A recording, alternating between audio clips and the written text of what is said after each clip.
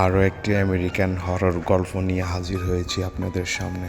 Road 66 এর শেষ রাত। গল্পের শুরু আমেরিকান বিখ্যাত হাইওয়ে রোড নাম্বার 66। দিনে এটি পর্যটকদের কাছে স্বর্গের মতো, কিন্তু রাত হলে রাস্তা হয়ে ওঠে ভয়ঙ্কর দুঃস্বপ্ন। 1998 সালের কথা। ডেভিড নামে এক যুবক শিকাগো থেকে ক্যালিফোর্নিয়া যাচ্ছিল একা গাড়িতে। রাত তখন প্রায় 2:17। চারপাশ শুধু মরুভূমি, বাতাসে অদ্ভুত শো শো শব্দ। হঠাৎ গাড়ির সামনে একজন নারী দাঁড়িয়ে পড়ে, সাদা পোশাকে, চুল এলোমেলো, মুখটা দেখা যায় না। ডেভিড হঠাৎ ব্রেক কষে।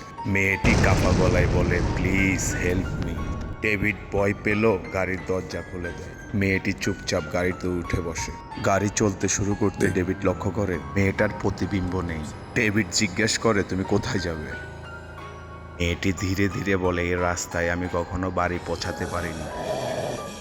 এই গল্পের টুইস্ট এখান থেকে শুরু হতে যাচ্ছে।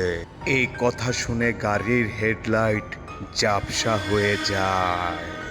রেডিওতে হঠাৎ ভেসে উঠে পুরানো এক সংবাদ। 1953 সালের রোড 66-তে এক তরুণী হত্যা হয়। দুর্ঘটনার পর তার দেহ আর খুঁজে পাওয়া যায়নি। ডেভিডের শরীর ঘামতে থাকে।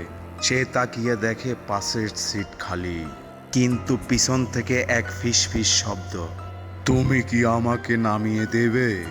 ডেভিড আতঙ্কে গাড়ির গতি বাড়ায়। হঠাৎ সামনে দেখে ঠিক সেই নারীটি আবার রাস্তায় দাঁড়িয়ে।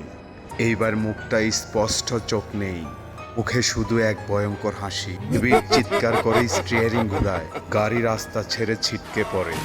পরদিন সকালে পুলিশ গাড়িটা পায়। ডেভিড বেঁচে আছে, সে আর কখনো কথা বলেনি। আজও আমেরিকার রোড 66 দিয়ে রাতের বেলায় যায়।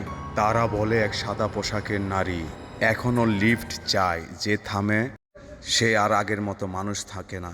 আপনাদের কাছে এই গল্পটি কেমন লেগেছে দয়া করে জানিয়ে যাবেন কমেন্ট সেকশনে।